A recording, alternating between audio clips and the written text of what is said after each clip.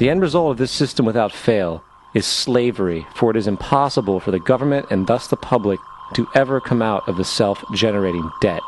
The founding fathers of this country were well aware of this.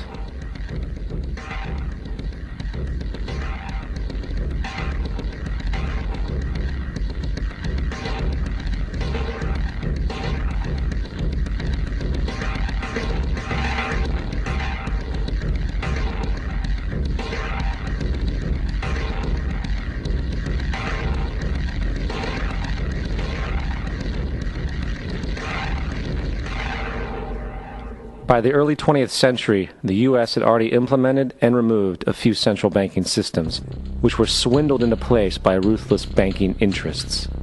At this time, the dominant families in the banking and business world were the Rockefellers, the Morgans, the Warburgs, the Rothschilds. And in the early 1900s, they sought to push, once again, legislation to create another central bank. However, they knew the government and public were very weary of such an institution, so they needed to create an incident to affect public opinion. So, J.P. Morgan, publicly considered a financial luminary at the time, exploited his mass influence by publishing rumors that a prominent bank in New York was insolvent or bankrupt. Morgan knew this would cause mass hysteria, which would affect other banks as well. And it did. The public, in fear of losing their deposits, immediately began mass withdrawals. Consequently, the banks were forced to call in their loans, causing the recipients to sell their property, and thus a spiral of bankruptcies, repossessions, and turmoil emerged. Putting the pieces together a few years later, Frederick Allen of Life magazine wrote, "The Morgan interests took advantage to precipitate the panic, guiding it shrewdly as it progressed." Unaware of the fraud, the Panic of 1907 led to a congressional investigation headed by Senator Nelson Aldrich, who had intimate ties to the banking cartels and later became part of the Rockefeller family through marriage. The commission, led by Aldrich, recommended a central bank should be implemented so a panic like 1907 could never happen again. This was the spark the international bankers needed to initiate their plan. In 1910, a secret meeting was held at a J.P. Morgan estate on Jekyll Island off the coast of Georgia. It was there that the central banking bill called the Federal Reserve Act was written. This legislation was written by bankers, not lawmakers. This meeting was so secretive, so concealed from government and public knowledge that the 10 or so figures who attended disguised their names when en route to the island. After this bill was constructed, it was then handed over to their political frontman, Senator Nelson Aldrich, to push through Congress. And in 1913, with heavy political sponsorship by the bankers, Woodrow Wilson became president, having already agreed to sign the Federal Reserve Act in exchange for campaign support. And 2 days before Christmas, when most of Congress was at home with their families, the Federal Reserve Act was voted in, and Wilson in turn made it law. Years later, Woodrow Wilson wrote, in regret,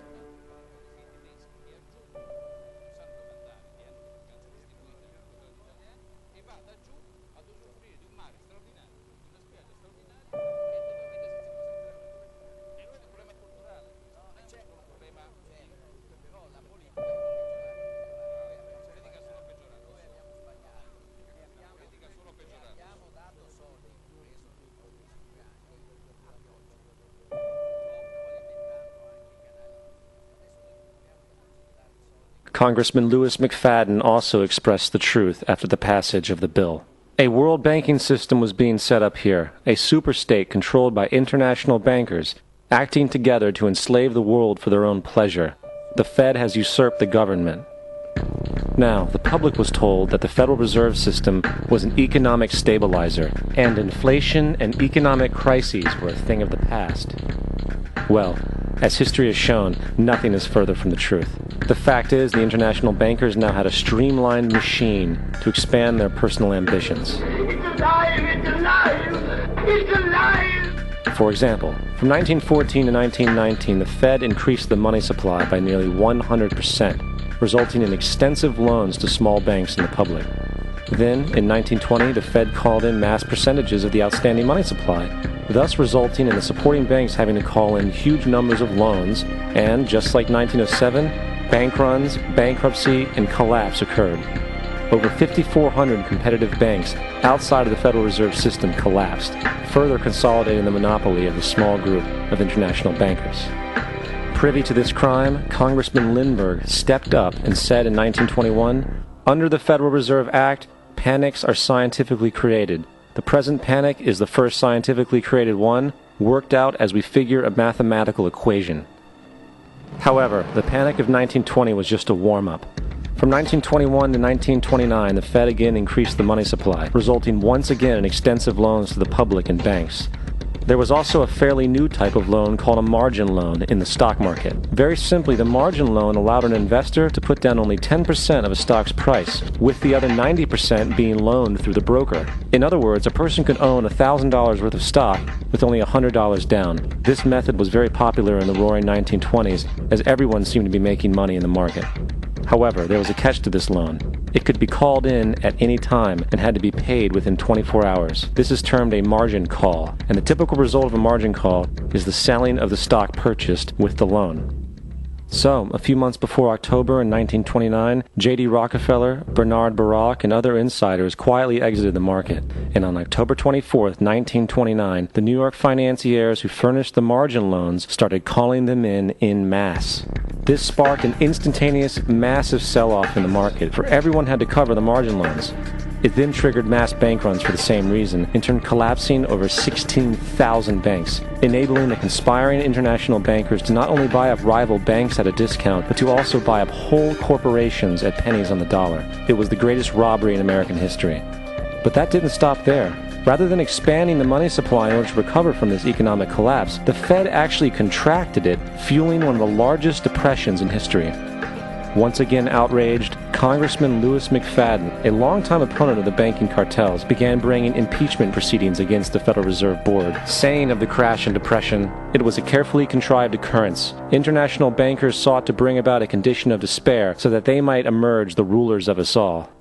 Not surprisingly, and after 2 previous assassination attempts, McFadden was poisoned at a banquet before he could push for the impeachment. Now, having reduced the society to squalor, the Federal Reserve bankers decided that the gold standard should be removed. In order to do this, they needed to acquire the remaining gold in the system. So, under the pretense of helping to end the Depression, came the 1933 gold seizure. Under the threat of imprisonment for 10 years, everyone in America was required to turn in all gold bullion to the Treasury, essentially robbing the public of what little wealth they had left. And at the end of 1933, the gold standard was abolished. If you look at a dollar bill from before 1933, it says it is redeemable in gold. You look at a dollar bill today, it says it is legal tender, which means it is backed by absolutely nothing. It is worthless paper. The only thing that gives our money value is how much of it is in circulation. Therefore, the power to regulate the money supply is also the power to regulate its value, which is also the power to bring entire economies and societies to its knees.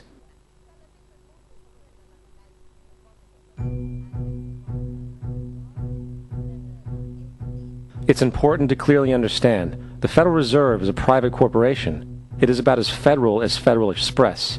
It makes its own policies and is under virtually no regulation by the U.S. government. It is a private bank that loans all the currency at interest to the government, completely consistent with the fraudulent central banking model that the country sought to escape from when it declared independence in the American Revolutionary War. Now, going back to 1913, the Federal Reserve Act was not the only unconstitutional bill pushed through Congress. They also pushed the federal income tax. It's worthwhile to point out that the American public's ignorance towards the federal income tax is a testament to how dumbed down and oblivious the American population really is. First of all, the federal income tax is completely unconstitutional, as it is a direct, unapportioned tax. All direct taxes have to be apportioned to be legal based on the Constitution. Secondly, the required number of states in order to ratify the amendment to allow the income tax was never met, and this has even been cited in modern court cases.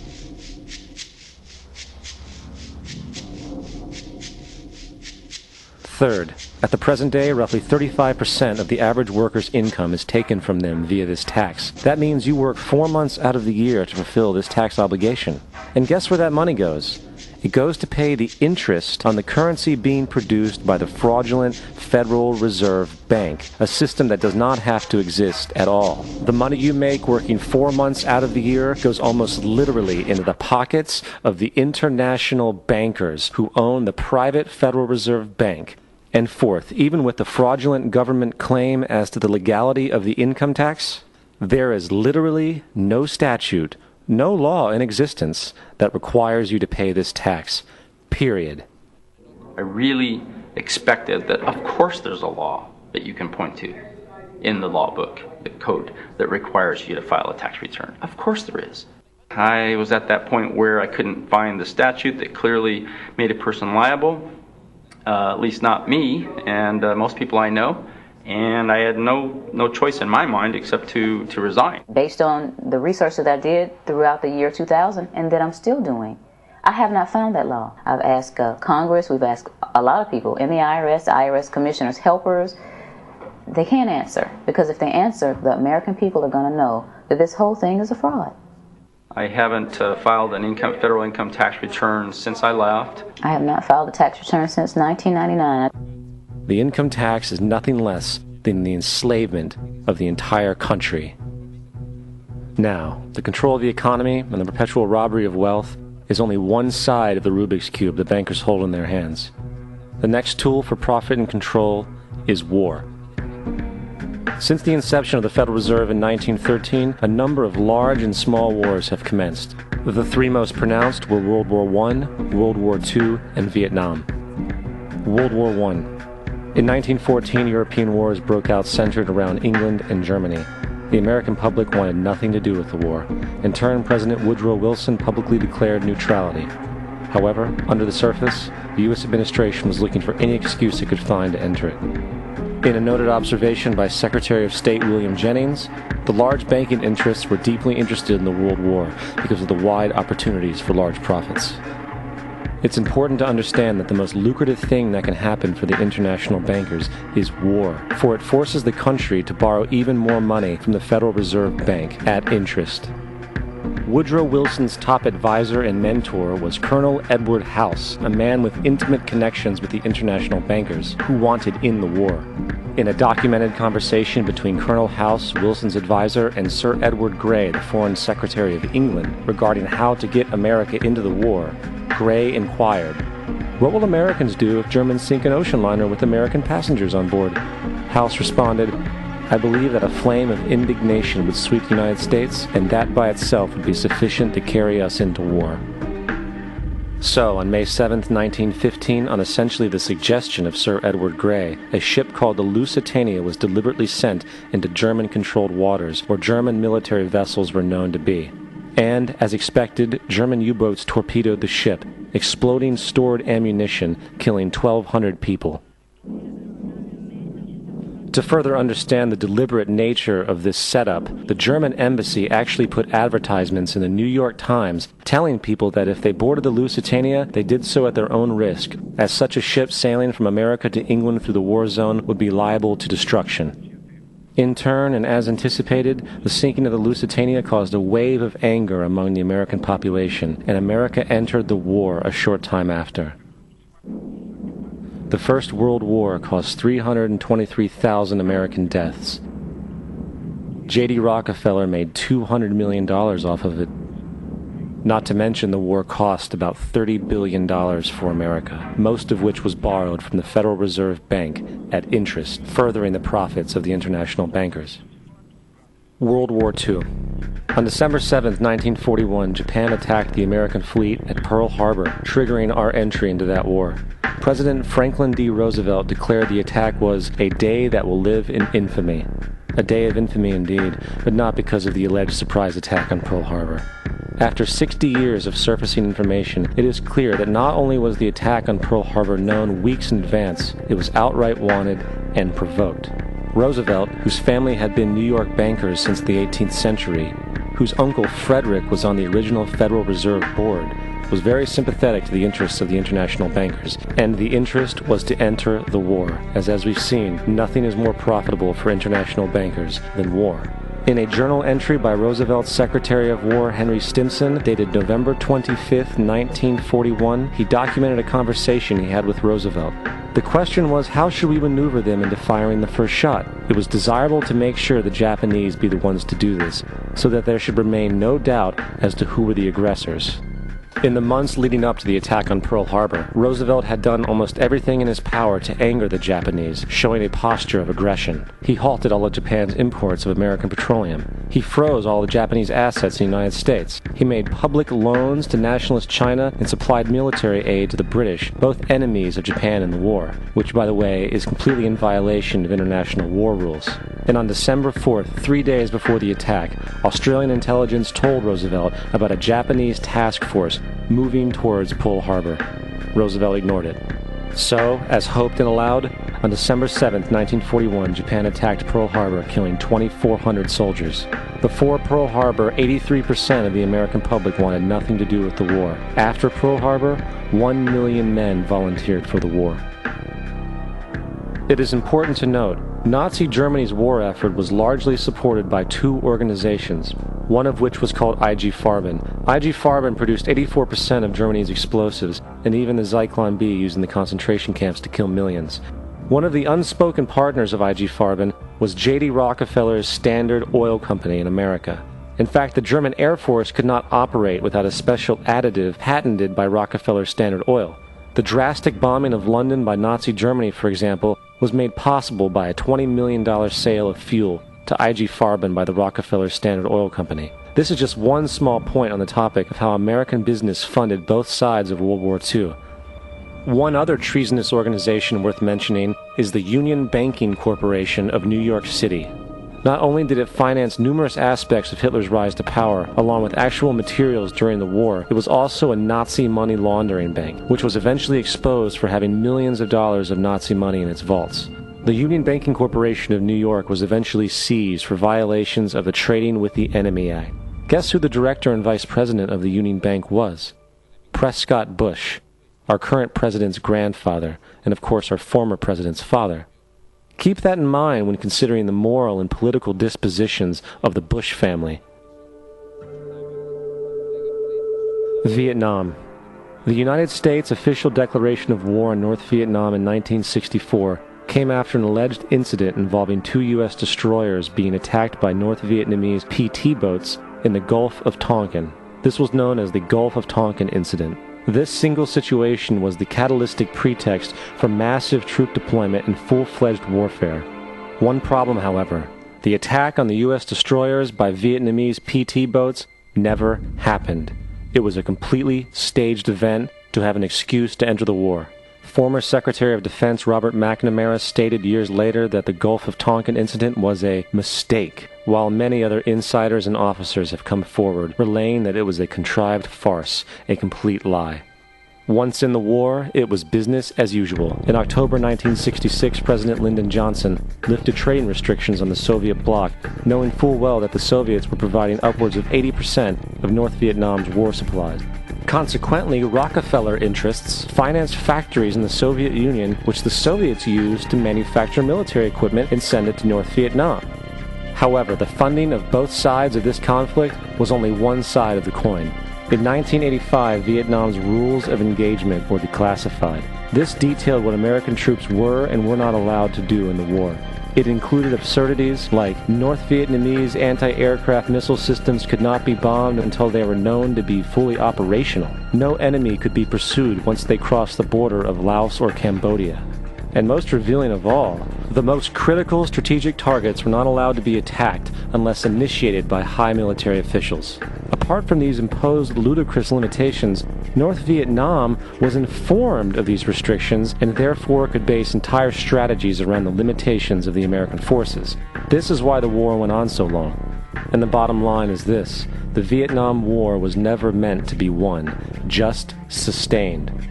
This war for profit resulted in 58,000 American deaths and 3 million dead Vietnamese. So, where are we now? September 11th was the jumpstart for what is now an accelerated agenda by the ruthless elite. It was a staged war pretext no different than the sinking of the Lusitania, the provoking of Pearl Harbor, and the Gulf of Tonkin lie. In fact, if 9/11 wasn't a planned war pretext, it would be an exception to the rule. It has been used to launch 2 unprovoked illegal wars, one against Iraq and one against Afghanistan. However, 9/11 was a pretext for another war as well, the war against you. The Patriot Act, Homeland Security, the Military Tribunals Act, and other legislations are all completely and entirely designed to destroy your civil liberties and limit your ability to fight back against what is coming. Currently in the United States, unannounced to most brainwashed Americans, your home can be searched without a warrant, without you being home. You can in turn be arrested with no charges revealed to you, detained indefinitely with no access to a lawyer, and legally tortured, all under the suspicion that you might be a terrorist.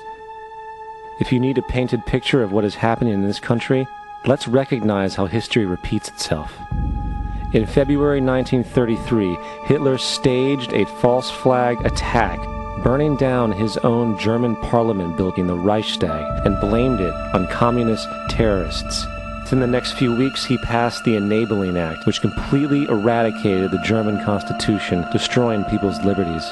He then led a series of preemptive wars, all justified to the German people as necessary to maintaining homeland security.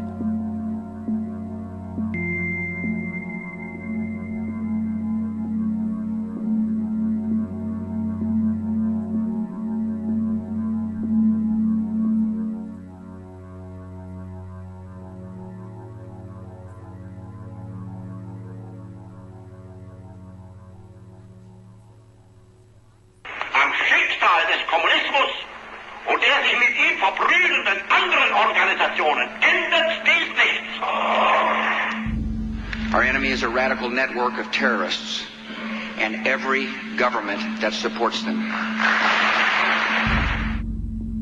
It's time to wake up. The people in power go out of their way to make sure that you are perpetually misled and manipulated. The majority's perception of reality, especially in the political arena, is not their own. It is shrewdly imposed upon them without them even knowing it. For example, the public at large actually believes the invasion of Iraq is going badly, as sectarian violence doesn't seem to stop. What the public fails to see is that the destabilization of Iraq is exactly what the people behind the government want. This war is to be sustained so the region can be divided up, domination of the oil maintained, continual profits reaped for the defense contractors, and most importantly, permanent military bases established to be used as a launching pad against other oil-bearing, non-conforming countries such as Iran and Syria. For further implication that the civil war and destabilization is purely intentional, in 2005, 2 elite British SAS officers were arrested by Iraqi police after being caught driving around in their car shooting at civilians while dressed up as Arabs. After being arrested and taken to a jail in Basra, the British Army immediately requested the release of these men. When the Basra government refused, British tanks came in and physically broke out the men from the Basra prison. If you wish to destroy an area, how do you do it? Well, there are 2 ways. You can go in there and bomb it and so forth, but that is not very efficient. What you do is you try to get the people in that area to kill each other and to destroy their own territory, their own farms. And that's what's been done in that area. The way in which you destroy an opponent is get him to destroy himself by dividing his ranks against one another. Then you feed both sides. You have agents feeding both sides, inflaming both sides. And they kill each other off. And it's time that some of us woke up to this reality to understand that people who try to maintain empires and create empires do it by manipulating the people they're trying to conquer. You might want to ask yourself why the entire culture is utterly saturated with mass media entertainment from all sides, while the educational system in America continues its stupefying downward slide since the U.S. government decided to take over and subsidize the public school system. What your government pays for, it gets. When we understand that, then we look at government-financed institutions of education and see the kind of students and the kind of education that's being turned out by these government-financed schools, logic will tell you that if what is being turned out in those schools was not in accord with what the state and the federal government wanted, then it would change it. The bottom line is that the government is getting what they have ordered. They do not want your children to be educated. They do not want you to think too much. That is why our country and our world has become so proliferated with entertainments, mass media, television shows, amusement parks, drugs, alcohol, and every kind of entertainment to keep the human mind entertained, so that you don't get in the way of important people by doing too much thinking. You had better wake up and understand that there are people who are guiding your life and you don't even know it.